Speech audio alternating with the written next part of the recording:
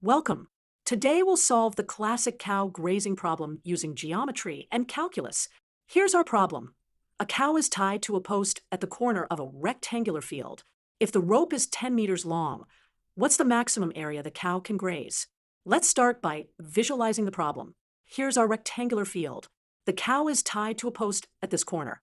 With a 10-meter rope, the cow can move in a quarter circle within the field boundaries. The area the cow can graze is the intersection of two regions. First, a quarter circle with radius equal to the rope length, and second, the rectangular field itself. There are two possible cases to consider. Case 1. The rope length is shorter than both the width and height of the field. Case 2. The rope length is longer than either the width or height. For case 1, the grazing area is simply a quarter circle. The area would be pi r squared divided by 4, where r is the rope length.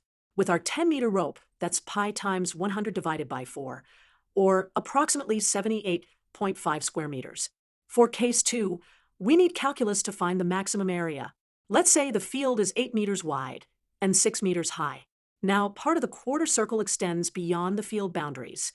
The actual grazing area in this case would be the area of the quarter circle minus the areas that extend beyond the field boundaries.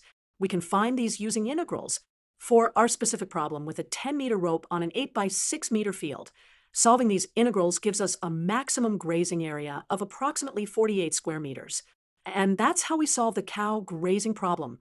Remember, the key is to identify whether the rope length or field dimensions are the limiting factor, and then use the appropriate geometric or calculus approach.